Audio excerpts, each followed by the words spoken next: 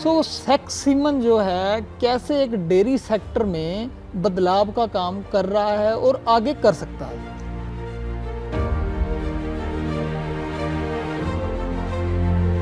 90% आप बात कर रहे हो सेक्स सीमन की, क्या ये 90% है या फिर इसमें कई बार चांस हो जाते हैं कि सेक्स सीमन का प्रयोग किया, कई बार मेल आ गया, तो ऐसा होता है क्या?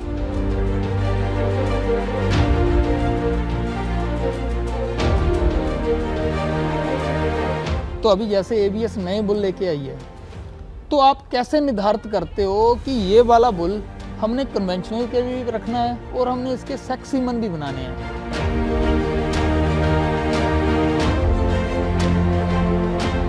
किसान अपनी गाय या भैंस को सेक्स सीमन का प्रयोग करता है, तो उसकी सही स्टेज क्या रहती है कि कौन से ब्यांत में सेक्स सीमन का प्रयोग करना चाहिए? क्या होता है, कहते हैं कि हमने पानी में सीमन डाला, वो पानी में डूब गया या ऊपर तैरने लगा, तो क्या इसमें सच्चाई है कि क्या खराब है क्या सही है? नहीं। नमस्कार जी, आपका एक बार फिर से स्वागत है अपनी खेती पर। मैं हूं रवि कुमार। आज हम बात करने वाले हैं एबीएस के जो सीमन आते हैं उसका पशुपालन में क्या महत्व रहता है कि एबीएस का आपने सीमन प्रयोग करना है। बहुत सारे क्या करते हैं कि जैसे आपने सेक्स सीमन का सुना ही होगा, सभी पशुपालक अच्छी तरह जानते हैं, जो तो चलो अपने फार्म पे प्रयोग करते हैं, उनको तो पता है कैसी किन किन बातों का ध्यान रखना है, कौन कौन सी चीज़ें हैं जो उनके डेयरी फार्म को ऊपर लेके जा सकती हैं।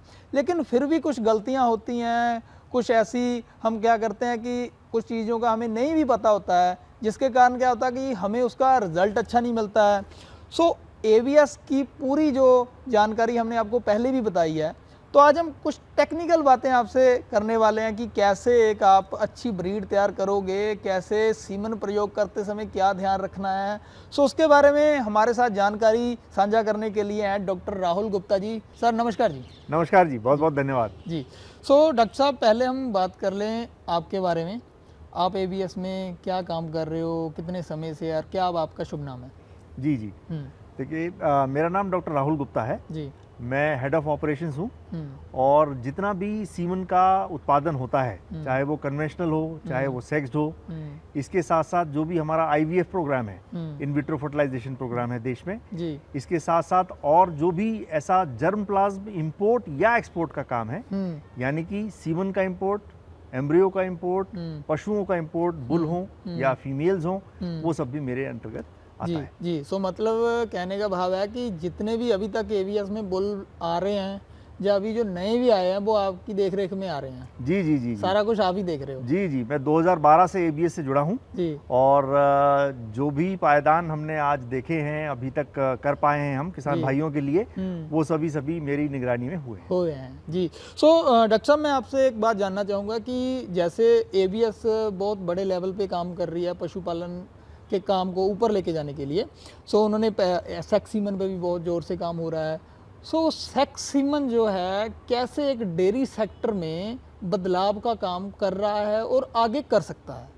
देखिए, बहुत अच्छा प्रश्न है और भारतवर्ष के लिए तो बहुत ज़रूरी है। इसको अगर हम बड़े संदर्भ में देखें तो पूरे भारतवर्ष में 34 करोड़ गाय और भैंसें हैं। 34 करोड़, बिल्कुल। इसमें से 7 करोड़ मेल हैं। ऐसे मेल जो अब कृषि में मैकेनाइजेशन होने की वजह से अनुत्पादक हो गए।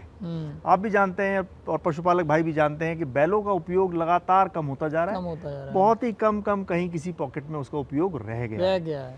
और मेल, क्योंकि कन्वेंशनल सीमन में आधे 50% मेल पैदा होते हैं, तो किसान को ये पता ही नहीं है कि उस मेल का करना क्या है। बहुत सारे हमारे मोबाइल एक्सीडेंट सड़कों पे सिर्फ इन पशुओं की वजह से होते हैं। ये खेती का बड़ा नुकसान करते हैं। और भी बहुत सारी दिक्कतें हैं, जिसमें ये भी है कि जिसको हम सेक्सुअली ट्रांसमिटेड डिजीज कहते हैं, वो भी कई सारे ऐसे सांडों की वजह से होते हैं जो कि निर्विरोध इधर उधर घूम रहे हैं और वो लगातार ऐसी गायों को या भैंसों को इम्प्रेग्नेट कर देते हैं और उनमें वो बीमारियां आ जाती हैं। दूसरा, इसको इस तरीके से भी समझना चाहिए कि भारतवर्ष में हमारे लिए गौ सेवा और गाय का एक विशिष्ट स्थान है। तो यहाँ पर जो भी यूरोपीय देशों में होता है या अमेरिका में होता है, वैसे नियम कानून लागू नहीं होते। तो इन परिस्थितियों में सेक्स सीमन ही एक तरीका है जिसमें पशु को गर्भधान कराया जाए और 90% या उससे अधिक संख्या में केवल फीमेल यानी मादा पशु ही पैदा हो जिसकी किसान को जरूरत है जी।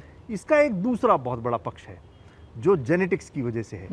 वो इसलिए भी मैं कहना चाहता हूं क्योंकि हम एक जेनेटिक्स कंपनी है। जेनेटिक्स का अर्थ मैं किसानों के लिए हमेशा ये कहता हूं कि जेनेटिक्स का मतलब ऐसा सीमन है जिससे कि होने वाली संतान अपनी माँ से अच्छा दूध दे, अधिक दूध दे।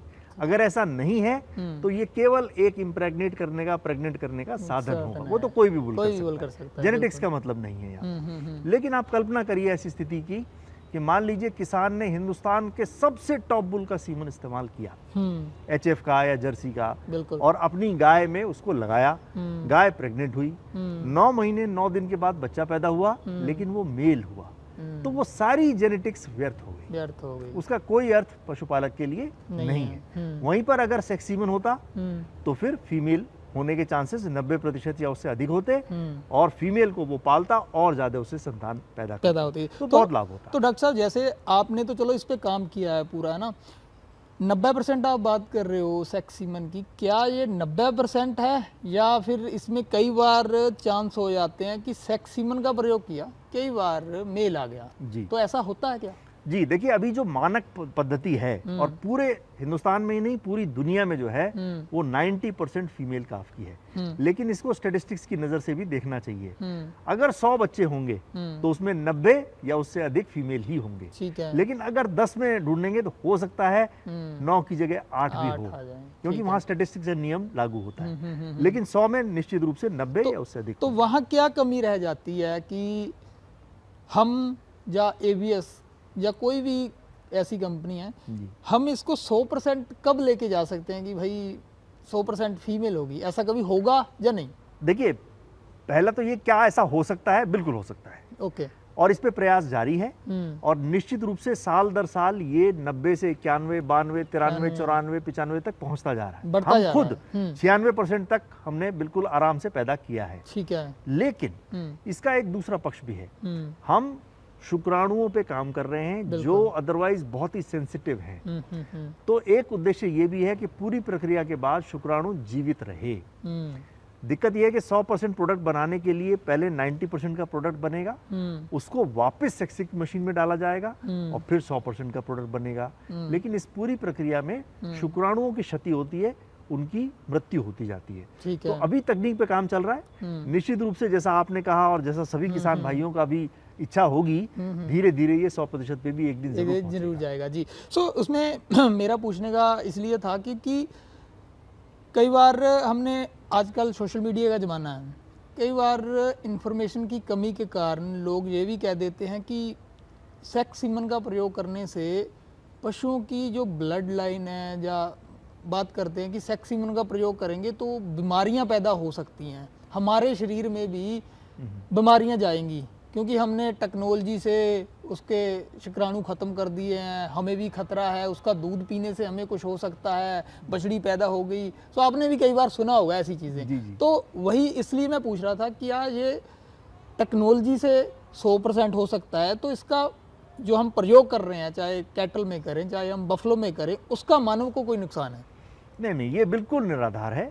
सेक्सिंग एक प्लेटफॉर्म है, एक तरह की प्रक्रिया है जिससे सीमन को गुजारा जा रहा है। किसी भी सीमन में आधे X और आधे Y वाले शुक्राणु होते हैं। ठीक है। तो किसी ना किसी विद्या से, किसी ना किसी टेक्नोलॉजी से Y को या तो हटा दिया जा रहा है, या उनको इनएक्टिवेट कर दिया जा रहा है, या उनको रिमूव कर दिया जा रहा है। अब जो बचा वो विशुद्ध X है, मतलब 90% या उससे ज्यादा X है, और उससे किसी भी ऐसे किसी बीमारी का या किसी भी और तरीके का नुकसान होने का कोई संभावना नहीं है। ये भी मैं आपको बताना चाहता हूँ कि इस समय आप ये मान के चल लीजिए कि पूरे दुनिया में करीब 1.25 करोड़ सेक्स सीमन उत्पादन हो रहा है एक साल में, और ये संख्या अभी तो करीब मतलब जब से तकनीक पैदा हुई है 30 करोड़ के करीब है। इतनी बड़ी संख्या में सेक्स सीमन यूज किया जा चुका है और इसकी बहुत सारी संतान पैदा हो चुकी है। ठीक है। तो ऐसा कोई भी दुष्प्रभाव का कोई रिकॉर्ड नहीं है। ठीक है। तो ये तो किसान भाई बिल्कुल इसमें जो है निश्चिंत रहें कि सेक्सिंग की वजह से इसमें कोई दिक्कत नहीं आने। सो उसके साथ आप अपने डेयरी स्तर को ऊपर लेके जा सकते हैं बड़ी तेजी से। हमने देखा है, क्योंकि अक्सर हम फार्म कवर करते हैं, 2 साल में बछड़ियां पैदा करके सेक्स सीमन का प्रयोग करके फार्म को 10 पशुओं से 50 लेके जाना, 100 लेके जाना बहुत बड़ी बात होती है ये। जी ठीक है जी। तो इसके बाद हम बात करते हैं डॉक्टर साहब कि जैसे एक सेक्स सीमन है, एक कन्वेंशनल सीमन है, तो अभी जैसे एबीएस नए बुल लेके आई है, तो आप कैसे निर्धारित करते हो कि ये वाला बुल हमने कन्वेंशनल के भी रखना है और हमने इसके सेक्स सीमन भी बनाने हैं, उसका क्या प्रोसीजर रहता है एबीएस में? जी जी, देखिए कोशिश तो ये रहती है, क्योंकि देखिए जैसे ये एलीट जेनेटिक्स है, अभी जैसे आपने नए बुल्स की बात की है, तो ये 10 बुल अभी आए हैं और ये हिंदुस्तान में ही नहीं पूरे एशिया पैसिफिक में सबसे बेहतरीन बुल है। इस जेनेटिक्स के बुल और कहीं अवेलेबल नहीं है। तो कोशिश तो ये है कि दोनों तरह का सीमन बने, सेक्स भी बने और कन्वेंशनल भी बने। ठीक है। लेकिन डेफिनेटली बिजनेस की डिमांड होती है, तो होता क्या है कि एक ग्रुप में आप देखेंगे कि किसी की डिमांड बहुत बढ़ गई है, किसी की थोड़ा कम हो गई है। और ये ऐसा भी होता है कि अलग अलग जगह किसानों को इसकी बछिया का जो रिजल्ट है वो बहुत बेहतरीन मिलता है, कई बार थोड़ा कम भी रह जाता है। कई बार ऐसा भी देखा है हमने कि मैनेजमेंट इश्यूज की वजह से, मान लीजिए एक गाय को थनैलाई हो गया, एक थन उसका खराब हो गया, तो निश्चित रूप से जिसके चारों थन ठीक हैं उसकी तुलना में दूध कम ही रहेगा। या फिर जैसा हमने पोषण की, न्यूट्रिशन की स्थितियों में देखा है, जो राज्य और जो पशुपालक अपने पशु पूर्णतया साइलेज पे पाल रहे हैं, बजाय उसके कि जो किसान उसको अलग अलग फॉडर पे पालते हैं, साइलेज जो खिलाया जाता है उसमें सबसे बेहतरीन दूध मिलता है। ठीक है। सबसे बेहतरीन दूध मिलता है। तो ऐसी जब चीजें हैं उसमें जेनेटिक्स तो बराबर की है, लेकिन न्यूट्रिशन और मैनेजमेंट इन दोनों का योगदान होता है और उसके अनुरूप भी रिजल्ट में फर्क दिखता है। लेकिन हमारी कोशिश है कि सब बुल्स का कन्वेंशनल भी बनाया जाए, सेक्स भी बनाया जाए। तो इनका प्राइस फिर अलग अलग रहता है क्या दोनों का? जैसे सेक्स सीमन क्योंकि ज़्यादातर देखा गया है कि हर किसान के लिए अफोर्डेबल नहीं है, तो इसलिए वो कन्वेंशनल पे मूव करना चाहता है। कन्वेंशनल क्योंकि उसको चाहे पैसे की कमी बोल लें, उसको ये प्रयोग करना ही पड़ेगा। तो इनमें प्राइस का डिफरेंस जो है वो किस आधार पे होता है फिर? देखिए, प्राइस का पहला आधार तो जेनेटिक्स ही है। जेनेटिक्स यानी कि वो कैपेबिलिटी जो कि उस सीवन के माध्यम से संतान में जाएगी। ये कैपेबिलिटी दूध में है, ये कैपेबिलिटी फैट में है। जैसे उदाहरण के लिए मैं बताना चाहता हूँ, इस बार के जो ये 10 बुल सिलेक्ट किए गए हैं, इसमें किसी का भी दूध में 4% से कम फैट नहीं है।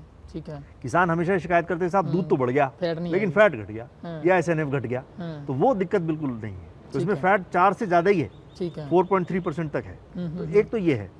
दूसरा ये भी है कि जिन जिन अलग अलग वातावरण में हम देख रहे हैं कि किसान इनको लगाने की कोशिश करता है, जैसे देखिए जो स्टैंडर्ड प्रोसेस है वो तो ये बोलता है कि साहब हीफर के लिए सेक्स सीमन सबसे बेहतरीन है। उसके बाद जो एनिमल 1, 2, 3 लैक्टेशन है उनके लिए भी बेहतरीन है। लेकिन जो पशु, जो गाय नॉर्मल सीमन से कंसीव नहीं हो रही, ये उम्मीद करना कि वो सेक्स सीमन से कंसीव हो जाएगी, बिल्कुल गलत है। ठीक है, ये बिल्कुल गलत है, ऐसा संभव नहीं होगा। तो लिहाजा किसान ही सबसे अच्छा ये निर्णायक है कि उसको अपने पशु में कौन सा सीमन लगाना चाहिए। दूसरा, इस क्षेत्र की बात करें या पूरे हिंदुस्तान की हम बात करें, तो जो 6 महीने का समय है जो अभी चल रहा है, अक्टूबर से लेके मार्च तक, ये सबसे अच्छा कंसेप्शन रेट लाने के लिए बेहतरीन समय है। इसके बाद गर्मी बढ़ जाएगी, इसके बाद मॉनसून आ जाएगा जिसमें गर्मी के साथ साथ ह्यूमिडिटी भी बहुत बढ़ जाएगी। पशु स्ट्रेस में चला जाता है, बहुत स्ट्रेस में जी, पैंटिंग करता रहता है, हांफता रहता है। उसको पहले अपने शरीर की सुध लेनी है, तब वो फिर बाकी कंसेप्शन के बारे में सोचेगा। दूसरा, हरे चारे की कमी होती जाएगी। ये आपस में एक ऐसा कॉम्बिनेशन है जो कि पशुओं में कंसेप्शन को घटाता है।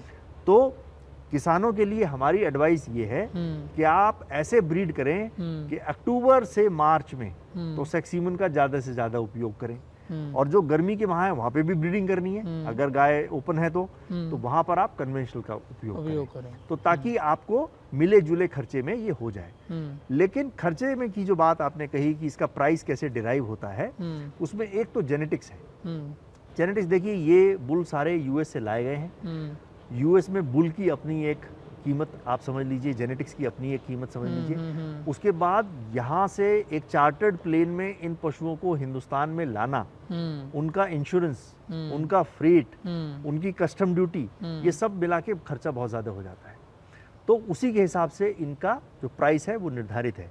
फिर भी मैं आपको ये बताना चाहता हूँ कि एबीएस वो कंपनी है जिसने हिंदुस्तान में सेक्स सीमन की कीमत में क्रांतिकारी कमी लाने का काम भी किया है। इससे पहले एक ही कंपनी की मोनोपोली थी हिंदुस्तान में भी, पूरी दुनिया में भी, और उसी के द्वारा प्राइस निर्धारित किया जाता था, तो किसान को उसी प्राइस पे खरीदना पड़ता था। आज की तारीख में बहुत अफोर्डेबल है। मान के चल लीजिए एक टेंटेटिव वैल्यू हम ले लेते हैं 1,500 रुपए की, 1,500 रुपए का एक स्ट्रॉ। तो जो मैंने पहले कहा वही अगर आप कल्पना करके देखें कि एक नॉर्मल सीमन लगाया, गाय ने उस बच्चे को 9 दिन तक पेट में रखा और उसके बाद मेल हो गया, जो किसी किसान के किसी काम का नहीं है। आप लगाइए कि 9-10 महीने में कितना खर्चा हुआ होगा उस गाय को पालने के लिए, अंतोगत्वा रिजल्ट नहीं आया। बजाय इसके कि सेक्स सीमन, मैं मान के चलता हूँ कि ऑन एन एवरेज 500 रुपए डेली का गाय पे खर्चा आता है। तो आप समझिए 3 दिन के खर्चे में एक सेक्स सीमन की कीमत जस्टिफाइड है। नंबर 1। नंबर 2, हमारे पास इस समय करीब 125 बुल हैं। ठीक है। हम अगर चाहें तो सभी 125 बुल का सीमन सेक्स सीमन बना सकते हैं, लेकिन हम केवल टॉप 20% का ही सेक्स सीमन बनाते हैं। तो वो भी आप चूज करते हो क्यों बनाना है ना? जी जी जी, क्योंकि हम चाहते हैं कि पैकेज मिले किसान को। पैकेज, जैसे मोदी जी कहते हैं डबल इंजन की सरकार, ऐसे हम कहते हैं पैकेज मिलना चाहिए।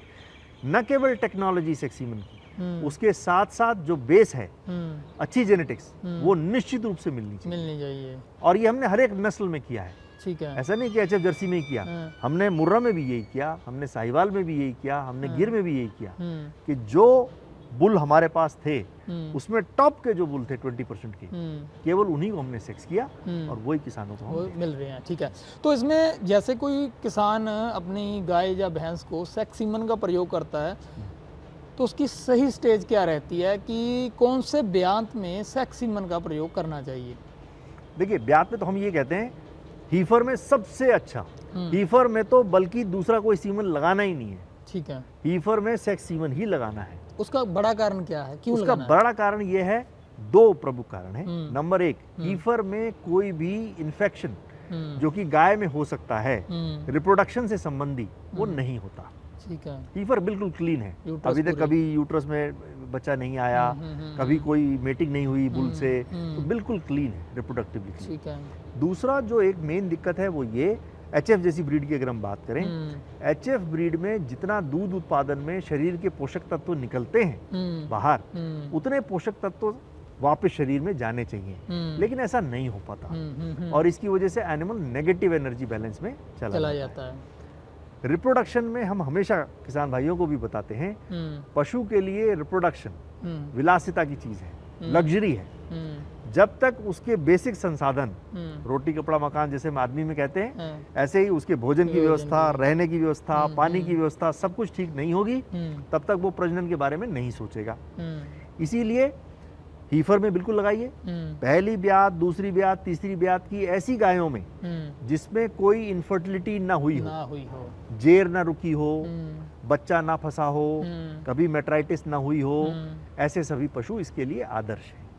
बाकी जो पशु बचते हैं उसमें आप कन्वेंशनल सीमन प्रयोग कर सकते जी। तो एबीएस अभी क्या, जैसे कि एबीएस का पता ही है सभी को, जैसे भी कहीं भी सेक्स सीमन जाता है तो आप एआई वर्कर्स को या डॉक्टर्स को ट्रेनिंग देते हैं कि एबीएस को हीफर में प्रयोग करना है, ऐसे प्रयोग करना है ना, तो आपके अलग अलग ट्रेनिंग कैंप चलते रहते हैं जी। आज आप बताइए कि एक फार्मर जो है जब अपने पशु को एआई कराए तो उसको क्या ध्यान रखना है? जैसे कि हमने पहले भी कई बार वीडियो में बताया कि जैसे आपके पास डॉक्टर आए, सीमन सिलेंडर में से निकाले, कई बार क्या होता है वो ऐसे गर्म करता है, तो उसके लिए थोइंग का क्या प्रोसेस रहता है, उसकी कटिंग का क्या, आपका पशु कैसे काबू हो, कैसे, किन किन बातों का ध्यान एक पशुपालक को भी रखना चाहिए? क्योंकि आपकी ट्रेनिंग जो है एआई डॉक्टर के लिए होगी, है ना, प्रैक्टिशनर के लिए होगी, तो फार्मर के लिए आप क्या बताते हैं? जी, बहुत अच्छा प्रश्न पूछा आपने, और ये बहुत ज़रूरी है कि हमारे जितने पशुपालक भाई हैं वो इसके लिए बिल्कुल जागरूक रहें, क्योंकि प्रोसेस बिल्कुल वेल डिफाइंड है और बिल्कुल क्लियर है। अगर उसमें कहीं झोल हुआ किसी भी स्तर पे तो रिजल्ट में कमी आ जाएगी। तो मैं इसको बहुत विस्तार से बताना चाहूंगा क्योंकि ये बहुत इंपॉर्टेंट है। जो प्रश्न आपने, बहुत ही वाजिब प्रश्न पूछा। पहला बात तो ये कि जो सीमन की साज संभाल है वो वैसी ही है जैसी कन्वेंशनल की है। इसका मतलब ये है कि हमने सीमन बनाया और उसको लिक्विड नाइट्रोजन में रखा। हमेशा जब तक वो इस्तेमाल ना हो जाए उसको लिक्विड नाइट्रोजन में डूबा रहना चाहिए, ये प्राथमिक आवश्यकता है। इसके बाद पहला क्रम ये आना चाहिए कि आपने बुलाया किसी इंसेमिनेटर को कि भैया आ जाइए, आप इंसेमिनेट कर दीजिए। ठीक, उसमें सबसे पहला था थॉइंग, स्ट्रॉ को गर्म करना। स्ट्रॉ को गर्म करने की एक ही विद्या है, 30 से 60 सेकंड तक 37 डिग्री सेंटीग्रेड के पानी में उसको डुबोया जाए। इसके अलावा कोई भी प्रक्रिया अगर इस्तेमाल की जा रही है कि उसको जेब में रख के लाया जा रहा है, हाथों से गर्म या उसको हाथों से गर्म किया जा रहा है, या पानी का तापमान 37 डिग्री नहीं है, या बर्फ में लेके चला जा रहा है, सब गलत है। सबका रिजल्ट आपको नुकसान करेगा। तो उसमें ये भी मैं आपको यहाँ रोकना चाहता हूँ कि गर्म पानी चेक करने का तरीका क्या है? हाँ, ऐसे उंगली डाल के चेक कर रहे हैं या उसका भी कोई प्रोसेस है? बिल्कुल, आपने जो कहा, अभी सर्दी का मौसम है, हाँ। मैं उंगली डालूंगा, गलत नापेगी। मई के महीने में नापूंगा, गलत अलग नापेगी। तो ये बिल्कुल अलग अलग है। इसके लिए या तो थर्मोमीटर का इस्तेमाल करें, नहीं तो एबीएस का एक थर्मोमीटर है। थर्मोमीटर में बिल्कुल जैसे ही 37 पे आता है वैसे ही हरा हो जाता है। अगर ऊपर नीचे तापमान आएगा तो रेड हो जाएगा। तो आप बिल्कुल, अच्छा वो पानी में बिल्कुल डुबाया जा सकता है, प्लास्टिक में है, कभी खराब नहीं होगा। एक आप खरीद लीजिए, पूरी जिंदगी के लिए आपका साथी रहेगा। एबीएस थर्मोमीटर 37 डिग्री सेंटीग्रेड तापमान नापने के लिए, और किसी भी चीज का उपयोग करने की आवश्यकता नहीं है। ठीक है जी। 37 डिग्री सेंटीग्रेड का पानी होना चाहिए और 30 सेकंड कम से कम, 60 सेकंड ज़्यादा से ज़्यादा ये समय होना चाहिए। इसमें आप सीमन थॉ करें। थॉ करने के बाद सीमन को अच्छी तरह पोंछना जरूरी है। ठीक है। इसके लिए कॉटन का कोई भी कपड़ा या टिश्यू पेपर लिया जा सकता है। ये इसलिए ज़रूरी है कि कृत्रिम गर्भाधान करते समय पानी की बूंद के संपर्क में सीमन ना आ जाए, नहीं तो फिर दिक्कत होगी। कुछ शुक्राणु मर जाएंगे, बल्कि कई लाख शुक्राणु मर जाएंगे और नुकसान होगा, रिजल्ट नहीं मिलेगा। ठीक है। अब ये तो हुई यहाँ तक की बात, लेकिन जो सबसे इम्पोर्टेंट है वो ये है कि कृत्रिम गर्भाधान किस समय करना है कि पशु प्रेग्नेंट हो जाए। और यहाँ पर सबसे बड़ा अंतर हम देख रहे हैं। किताबों में भी लिखा है, पढ़ा भी गया है, बताया भी गया है, मॉर्निंग इवनिंग रूल, यानी पशु सुबह गर्मी में आया तो शाम को यही कर दो, शाम को गर्मी में आया तो अगले दिन सुबह करा दो। लेकिन इसमें अपवाद देखने को मिल रहा है, और आजकल तो बहुत ज्यादा है। आजकल पशु गर्मी में रहता है 2 दिन, 3 दिन, 4 दिन, 5 दिन भी चला जाता है। 5 दिन भी चला जाता है। इसमें ये मान के चल लीजिए कि उदाहरण के लिए कोई पशु 4 दिन तक गर्मी में है, तो ये मान लीजिए पहले दिन, दूसरे दिन, तीसरे दिन अगर कोई भी कृत्रिम गर्भाधान किया गया, उसका कोई रिजल्ट नहीं आना है। आपको पशुपालक क्या बताएगा कि साहब मैंने कराई थी यही, फिर बोल रही है, फिर तार डाल रही है, फिर अगले दिन फिर कराओगे, फिर बोलेगा नहीं साहब फिर डाल रही है अगले, तो आपको इसका रिजल्ट नहीं मिलना। लेकिन इसमें एक चीज बड़ी सही है कि अगर एक गाय 4 दिन तक हीट में रहती है तो अगली साइकिल में भी 4 दिन तक रहेगी। ये भगवान ने बिल्कुल ठीक कर रखा है, फिक्स कर रखा है। जरूरी क्या है पशुपालक के लिए, और क्योंकि यहाँ हम पशुपालक की बात कर रहे हैं, वो नोट करके रख ले कि साहब ये 4 दिन तक हीट में रहती है। अब एआई का सही समय चौथे दिन के आखिरी 12 घंटे, इस पीरियड में अगर एआई कराई जाएगी सबसे बेहतरीन रिजल्ट मिलेगा। जैसा मैंने पहले बताया, पहले, दूसरे, तीसरे दिन में की गई एआई का रिजल्ट नहीं मिलेगा। तो अगर इस तरीके से पशुपालक करें तो निश्चित रूप से उनका जो सक्सेस रेट है, कंसेप्शन रेट है, वो बहुत ज्यादा उनको मिल सकता है।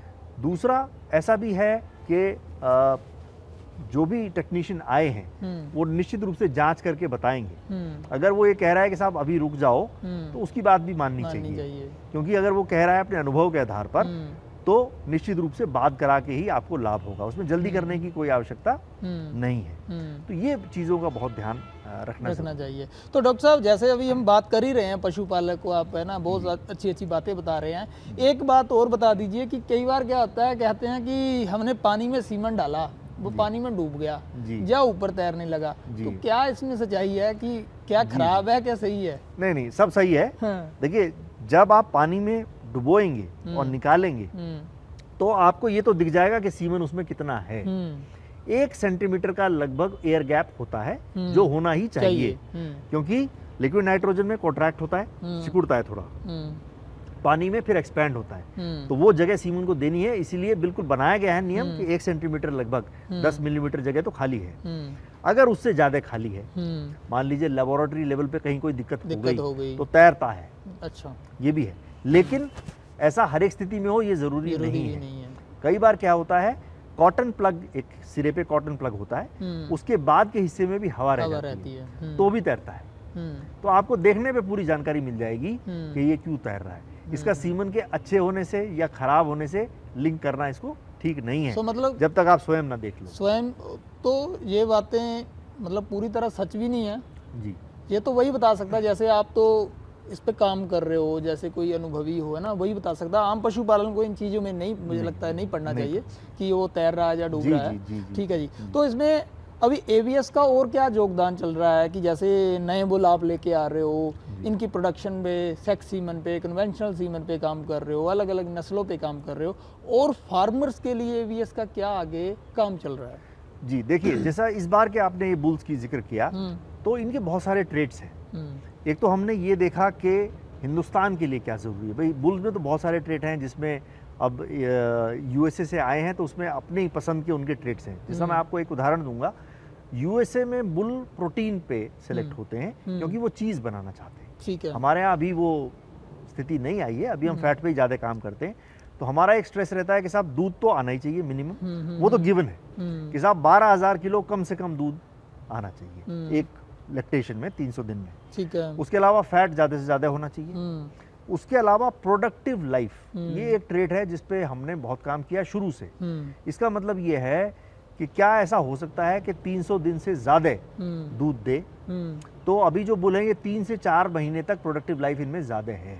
तो ये मान के चल लीजिए करीब 100 दिन की कैपेबिलिटी है इनमें दूध ज़्यादा देने की। तो इससे किसान को पैसे में बहुत फायदा होने वाला है, number 1। Number 2, somatic cell score एक ट्रेट है जो कि ये डिसाइड करता है कि मेस्टाइटिस की संभावना कितनी कम है। तो 3 जो है इसका इंटरनेशनल स्कोर है 3।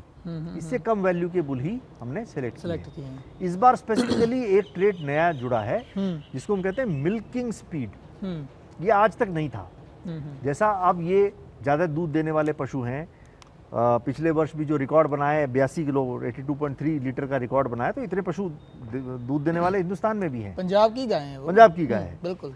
अब इसमें देखिए अगर ऐसे पशु हैं तो मिल्किंग स्पीड बहुत इंपॉर्टेंट होती है। आम तौर पर आप ये मान के चल लीजिए जो मिल्किंग मशीन हम इस्तेमाल करते हैं 4 साइफन उसमें है, लगभग 1 मिनट में 1 लीटर दूध एक्सट्रैक्ट करती है।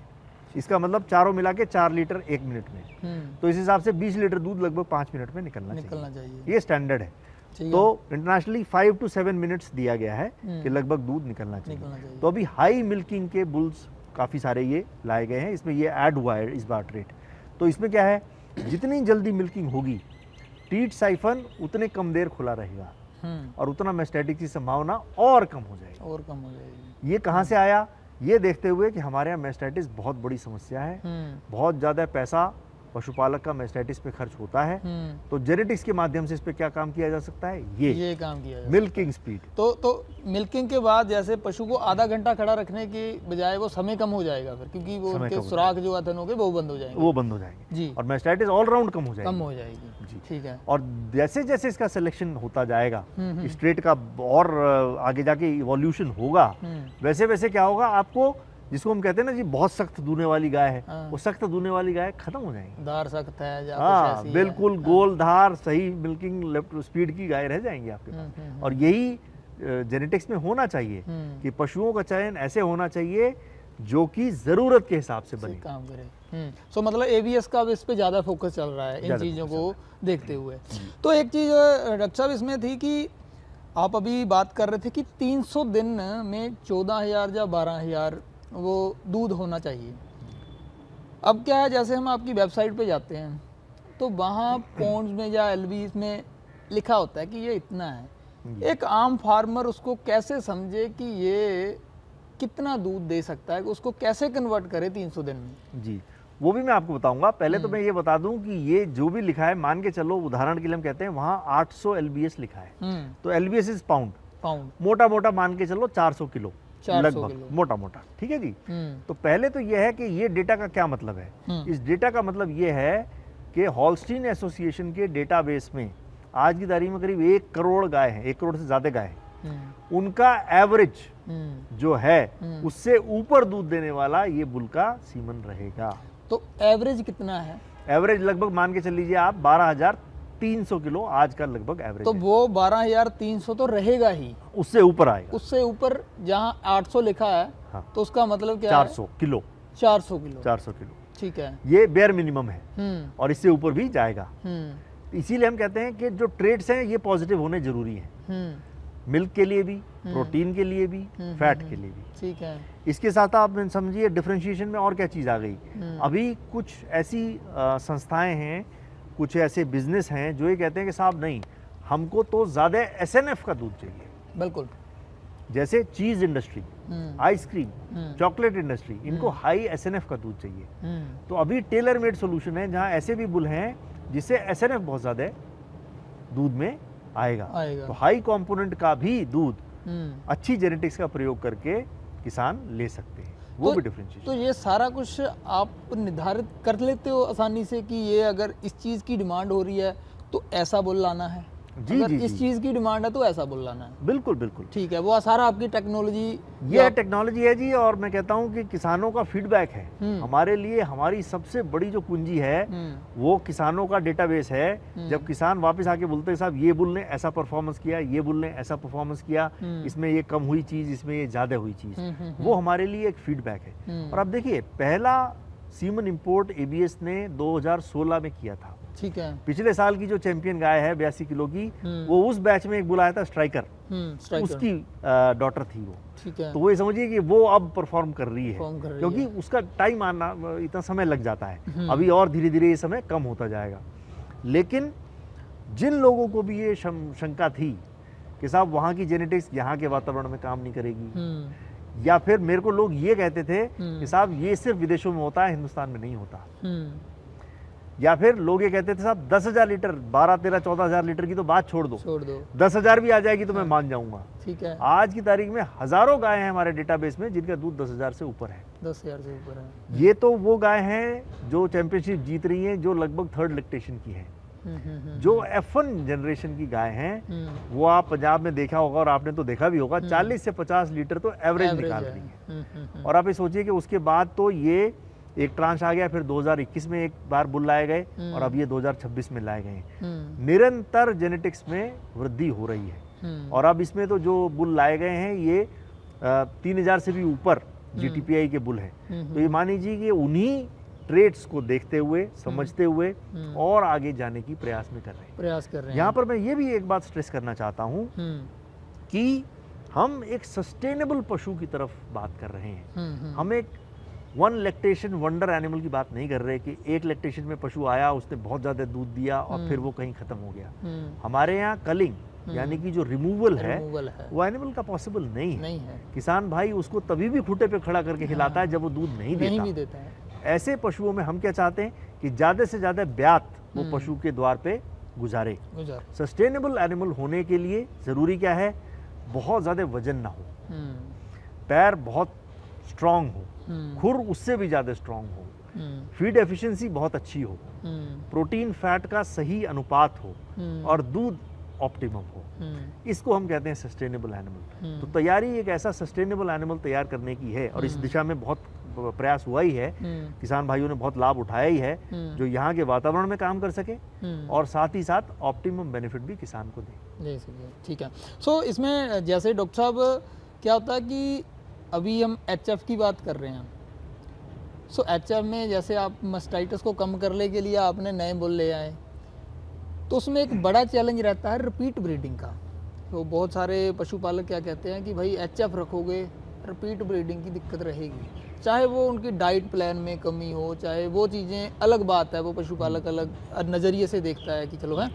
तो उसके लिए क्या कर रहे हो आप? जैसे रिपीट ब्रीडिंग पर सुधार करना होगा, तो उसके लिए आने वाले समय में या अब क्या काम चल रहा है एबीएस की तरफ से, या फिर फार्मर को अवेयर करने के लिए आप क्या कर रहे हो? जी, ये भी बहुत अच्छा प्रश्न है। देखिए, इसमें ये बात समझना चाहिए कि जिस ब्रीड की हम बात कर रहे हैं HF की, दुनिया की सबसे कामयाब नस्ल है, हिंदुस्तान की नहीं, दुनिया की। और इसने अलग अलग ज्योग्राफी में, अलग अलग वातावरण में, अलग अलग न्यूट्रिशन स्टेटस में अपने आप को परफॉर्म करके Perform दिखाया है। तो हम इसमें सबसे ज़्यादा जो काम कर रहे हैं वो जागरूकता के प्रति कर रहे हैं। हम लोगों को ये जागरूक कर रहे हैं कि जेनेटिक्स आपको उस लेवल पे पहुंचाने का माध्यम है जहां आप उस लेवल पे पहुंच गए, लेकिन दूध तो निकलेगा अच्छे भोजन से और अच्छे मैनेजमेंट से ही। पोटेंशियल हो सकता है हमने 40 किलो का तैयार कर दिया, लेकिन अगर भोजन, पानी और मैनेजमेंट सही नहीं हुआ, हो सकता है वो 20 लीटर दे। जब आप 40 लीटर के बराबर उसको भोजन दे दोगे, जब आप 40 लीटर के बराबर मैनेजमेंट कर दोगे, तो वापस 40 लीटर पे आ जाएगी जी। और ऐसा हुआ है। एक ही बुल के सीमन से पैदा हुई जो बच्चियां हैं वो अलग अलग वातावरण में अलग अलग दूध देती हैं। इसीलिए मैं ये कह रहा हूँ, तो इस पे जो है ज़्यादा से ज़्यादा जागरूकता हम बढ़ाने की कोशिश कर रहे हैं। हमारे बहुत सारे फील्ड टेक्निकल मैनेजर हैं, पंजाब में भी हैं, जो अलग अलग पशुओं की ये पशुपालकों की मीटिंग करते हैं और उनको सेंसिटाइज करते हैं। आप जैसे हमारे सहयोगी हैं जो हमारी बात को लोगों तक अलग अलग माध्यमों से पहुंचाने का प्रयास कर रहे हैं। और आजकल मैं देख रहा हूँ सोशल मीडिया के द्वारा तो क्रांति आ गई है, जहाँ पशुपालक को बिना कुछ खर्च किए सूचना, जो आधुनिक से आधुनिक सूचना है और जिसको हम कहते हैं SOP, स्टैंडर्ड ऑपरेटिंग प्रोसीजर किसी भी चीज का, उसको जानने का मौका मिल रहा है। इससे होगा क्या कि जहां भी बीच में जो मिडलमैन की तरफ से गलती हो रही थी वो खत्म हो जाएगी। और पशुपालक को भी ये पूछने का पूरा अधिकार है कि मेरा पशु है, आपने क्या लगाया, किस विधि से लगाया, उसका क्या रिजल्ट आएगा। तो ये जब पशुपालक स्वयं जागरूक होगा, हमने पंजाब में बहुत देखा है, पंजाब में पशुपालक वो स्ट्रॉ तक संभाल के रखते हैं जिसका इंसेमिनेशन इंसेमिनेटर ने किया है। उसको बाकायदा टेप से चिपका के उन्होंने कॉपी में रखा है। इससे बढ़िया मेहनत और इससे बढ़िया ध्यान क्या रखा जाएगा, जहां उसको ये तो पता हो कि भाई इसका सीमन लगाया क्या था, तभी ये निर्धारित हो पाएगा कि अच्छा या खराब। दूसरा मैं उसमें ये भी बताता हूँ कि जो अच्छा है वो हमेशा अच्छा रहेगा, और इसका पता इस बात से चलता है कि कितने पशुपालक उसको याद करते हैं। आज मुझे कहने में बहुत गर्व महसूस होता है कि मैं ABS कंपनी को रिप्रेजेंट करता हूँ, लेकिन हमारे पशुपालक भाई हमको हमारे बुल के नाम से जानते हैं।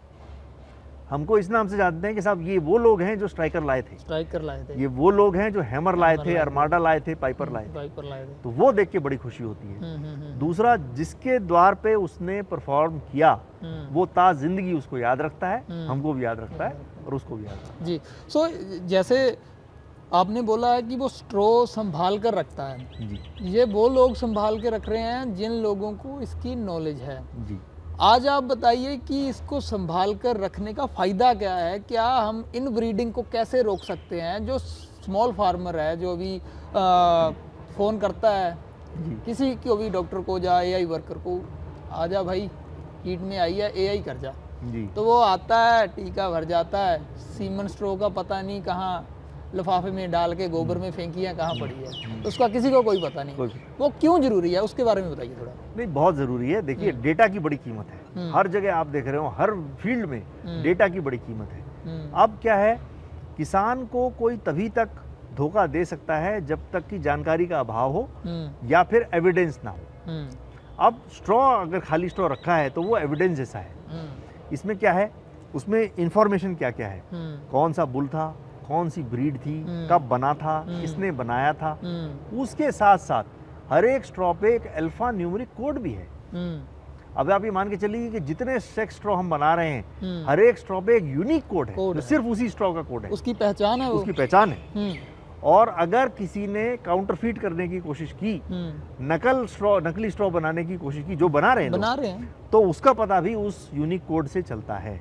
यहाँ तक कि हमारी वेबसाइट पे एक पूरा पोर्टल है जिसपे कि आप दे सकते हैं स्ट्रॉ ऑथेंटिक है या नहीं है। केवल आपको वो यूनिक कोड उसमें डालना है, 6 डिजिट का यूनिक कोड है, वो आप डालिए, उसमें आपको तुरंत बता देगा कि स्ट्रॉ वैध है कि नहीं। तो वहां से पता लग, वहां से पता चल जाएगा। यही विद्या अब हमने कन्वेंशनल स्ट्रॉ में भी शुरू कर दी है, ठीक है, ताकि ये जो काउंटरफीट और नकली सीमन बनाया जा रहा है, इस पे पूरी रोकथाम लगाई जा सके। ठीक है जी। सो एक चीज और, अब जैसे कोई भी पशुपालक है अपने डेयरी के काम को बढ़ाना चाहे जी, चाहे वो सेक्स सीमन के माध्यम से बढ़ाए, चाहे कन्वेंशनल सीमन से माध्यम से बढ़ाए, तो आप तो बहुत लंबे समय से काम कर रहे हो, अलग अलग ब्रीड पे आपने काम किया है, टेक्निकल भी आप पूरी तरह से काम कर ही रहे हैं। तो क्या आप बता सकते हैं कि क्रॉस ब्रीड, कुछ लोग क्या करते हैं कि हमने फार्म करना है 20-25 लीटर वाली, हम प्योर ब्रीड की बजाय क्रॉस ब्रीड रख लेते हैं। एक तो खर्चा कम है और दूध भी अच्छा दे देगा और हमारे एरिया में भी अच्छी रह लेगी, क्योंकि अभी तक पूरी इन्फॉर्मेशन ये है कि एचएफ मैनेजमेंट थोड़ा बाकी से अलग होता है। अगर हम साहिवाल गिर की बात करें तो एचएफ का मैनेजमेंट उनसे थोड़ा सा अलग है, क्योंकि थोड़ा सा अच्छा मैनेजमेंट चाहिए इसके के लिए। तो क्या क्रॉस ब्रीड रखना सही है या फिर कोई जानकारी लेके वो एचएफ जर्सी या अच्छी ब्रीड पे काम करे? देखिए, अगर कोई ऐसे पशुपालक हैं जो नया डेयरी शुरू करना चाहते हैं या वो भी जिनके पास ऑलरेडी डेयरी है, उनके लिए हमारा सभी का ये वो रहता है कि आप प्योर ब्रेड पशु ही पालें। ठीक है। क्रॉस ब्रीड से इतने साल से, देखिए अभी करीब 40 वर्ष होते हैं पूरे देश में जब क्रॉस ब्रीडिंग का कार्यक्रम चल रहा है। इसमें दिक्कत कहाँ हुई? पॉलिसी में दिक्कत नहीं थी, इसमें दिक्कत हुई एग्जीक्यूशन में। क्रॉस ब्रीड में क्या सीमन लगना चाहिए वो निर्धारित है, लेकिन क्या सीमन लगा एक्चुअली वो बहुत फर्क है। वो फर्क है और यहीं पर दिक्कत हो गई। अब हमारे यहाँ क्रॉस ब्रीड के नाम पे ऐसी खिचड़ी बन गई है कि उसका जो डिजायर्ड रिजल्ट, जिस उद्देश्य से पशुपालक ने उसको रखा था, उद्देश्य क्या था? दूध और फैट, ये दोनों ही उसको मिल नहीं पा रहे हैं। पता ही नहीं है किस चीज से क्रॉस है, क्या हो रहा है, और ये बड़ी दिक्कत है। अच्छा, जब आप अभी हम कहते हैं सेक्स सीमन का सबसे बड़ा फायदा है sale of animal. Sale of animal. ऐसे बहुत सारे पशुपालक हैं जो ये कहते हैं कि साहब दूध प्रोडक्शन, मिल्क प्रोडक्शन सेकेंडरी है, पीछे गया वो। सबसे इंपॉर्टेंट क्या है कि वो जो हीफर आएगी उसको मैं बेचूंगा कई लाख रुपए में और उससे पैसे कमाऊंगा और बहुत ज्यादा पैसे कमाऊंगा। तो ये प्योर ब्रीडिंग में ही संभव है। तो हमारा इसमें उनके लिए एक ही वो है कि आप मान लीजिए 100 एनिमल का डेयरी फार्म खोलना चाहते हैं तो आप 70-30 का रेशियो रखिए। 70 आप एचएफ रखिए, प्योर एचएफ, और 30 जर्सी रखिए। ठीक है। इससे होगा क्या? इससे शुरू में आपको दोनों का मैनेजमेंट का पता चलेगा। जर्सी बहुत कॉम्पैक्ट एनिमल है। एचएफ जिस स्थिति में था आज से करीब 10 साल पहले, जहां हम देखते थे कि 8-9 कुंटल की एक गाय है, बहुत बड़ी, बहुत ऊंची, जिसको संभालना मुश्किल था, उस स्थिति से अब जेनेटिक्स ने उसको बहुत कॉम्पैक्टनेस पे ला दिया है। अब हम बात कर रहे हैं करीब करीब 700 किलो की गाय की, 700 भी ज्यादा हो गया, लगभग 650 किलो की गाय की, जो कॉम्पैक्ट है, मैनेजमेंट में आसान है, पालने में आसान है और दूध पूरा देती है। एनर्जी एफिशिएंसी, ये फीड एफिशिएंसी बहुत अच्छी है। इसी के साथ साथ क्यों हम कह रहे हैं कि आप जर्सी पालो? जर्सी मेरे हिसाब से आने वाला भविष्य जर्सी है, उससे भी कॉम्पैक्ट है, बीमारी के हिसाब से भी उससे भी कम बीमारियां हैं, हूफ ज्यादा सख्त है। एचएफ में हूफ थोड़ा नर्म है, व्हाइट हूफ से तो नर्म होते हैं, जर्सी में काले हूफ होते हैं तो वो बहुत सख्त होते हैं, और मैनेजमेंट उसका आसान है। तो कहीं ना कहीं अगर उसको शुरुआत में इस वजह से कि उसको जानकारी का अभाव है या उसको अनुभव नहीं है, एचएफ में कुछ कमी आएगी तो उसकी पूर्ति जर्सी कर देगी। दूसरा, कोई भी ये शिकायत नहीं कर पाएगा कि साहब दूध पतला है या कोई भी इस तरह की दिक्कत है, क्योंकि जर्सी से दूध की फैट, दूध का प्रोटीन सब बिल्कुल बढ़िया हो जाएगा और अंदाजा भी हो जाएगा दोनों का। ये कभी नहीं करना कि एचएफ में जर्सी का सीमन लगा दिया, जर्सी में एचएफ का लगा, ये बिल्कुल नहीं करना है। तो वो अपने फार्म पे नस्ल खराब करने का काम, बिल्कुल खराब करने का। एचएफ को एचएफ से ही क्रॉस कराना है, जो बढ़िया से बढ़िया सीमन हो। अभी जैसे हमने कुछ देर पहले समझा कि हीफर में तो आप सबसे बढ़िया नस्ल का, सबसे बढ़िया बुल का सेक्स सीमन लगाना है, आंख बंद करके, कुछ सोचना ही नहीं है। तो एबीएस की तरफ से एचएफ या जर्सी में कौन से अच्छे बुल है जो फार्मर इजीली प्रयोग कर सकता है आंख बंद करके? देखिए, इस समय तो क्या है, अभी हम जर्सी की बात करें तो जर्सी के तो काफी 2-3 साल से किसान भाई लगा ही रहे हैं। तो इसमें रोमियो, जर्सी की बात कर रहे हैं? हाँ, जर्सी की बात कर रहे हैं। ये बहुत टॉप बुल अभी चले हैं। हाँ, रोमियो, ट्रेंट, ये बहुत चले हैं और इनका रिजल्ट बहुत बेहतरीन आया है। खासतौर से मैंने बताया जो स्पेसिफिक इंडस्ट्रीज हैं जिनको कि एसएनएफ ज्यादा चाहिए, उनके लिए तो वरदान से कम नहीं है। और आप देखेंगे कि इस साल नहीं तो इससे अगले साल सारी चैंपियन जर्सी की इन्हीं बुल्स की आने वाली है। ऐसे ही जो पिछला वाला जो इंपोर्ट हुआ था उसमें पशुपालक भाइयों ने बहुत बड़ी संख्या में आर्माडा, स्पाइक और हैमर, इसका सीमन अभी लगाया है।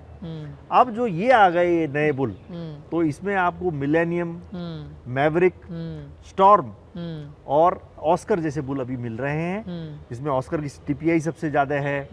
जो स्टॉर्म है वो पॉल्ड बुल है, सींग नहीं आएंगे। तो सभी बुल्स की अलग अलग कुछ ना कुछ खासियत है, काबिलियत है। इनका सेक्स सीमन भी, कन्वेंशनल सीमन भी दोनों किसानों को अवेलेबल होंगे।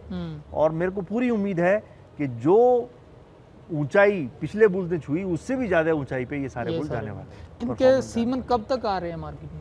देखिए ये ऑलमोस्ट आ गया है, कुछ मार्केट में आ गया है, कुछ आने वाला है इस महीने के आखिर तक, यानी कि फरवरी के आखिर तक हमको उम्मीद है कि पूरे हिंदुस्तान में ये सीमन अवेलेबल होगा और इजीली फार्मर को आपके डीलर के थ्रू मिल जाएगा। डीलर के थ्रू मिलेगा।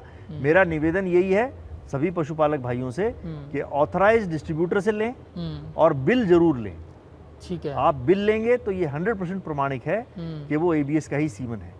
उसमें बिल्कुल सब बिल नंबर होता है, बकायदा प्राइस लिखा जाएगा, कोई भी ज्यादा प्राइस आपसे नहीं ले सकता और आप बिल के साथ ही हमेशा सीमन को लें। ये तो आपने बिल वाली बात तो थोड़ी सी अलग कर दी, क्योंकि फार्मर कहेंगे कि हम तो यार फोन करते थे, टीका भरवाते थे, डॉक्टर भर के चला जाता था, बिल कहाँ से मांगेंगे उससे? नहीं, देखिए ये बहुत जरूरी है। किसान, जैसा मैं कह रहा हूँ, इतना पैसा खर्च करेगा तो उसको ये जानने का भी पूरा अधिकार है और उसको सही चीज लेने का भी पूरा अधिकार है। अभी हमारा एक और प्लेटफॉर्म है एबीएस डायरेक्ट।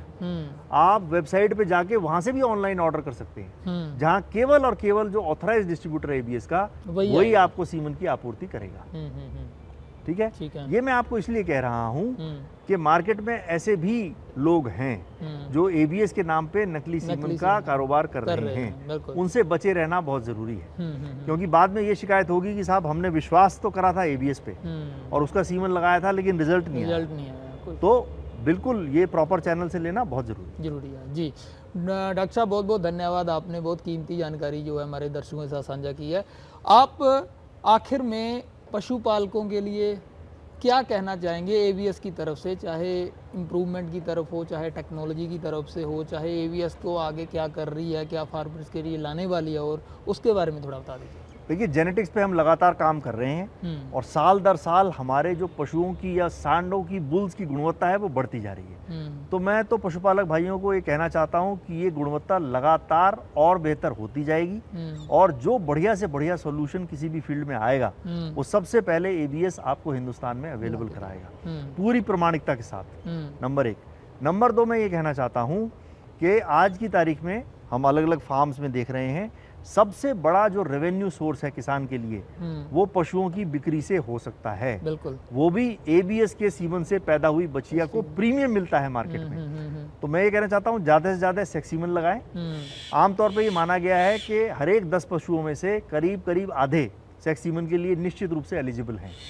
तो 50% पॉपुलेशन, बचिया तो 100% लगाइए और बाकी भी 50% लगाइए, तो ज्यादा से ज्यादा आपको रिप्लेसमेंट हीफर मिलती जाएंगी। उसमें से जो आपको जरूरी है उतनी आप रखें, बाकी को आप सेल करें तो ज्यादा पैसा आप कमा पाएंगे और बहुत जल्दी फार्म को बढ़ा पाएंगे। जी ठीक है डॉक्टर साहब, बहुत बहुत धन्यवाद। धन्यवाद।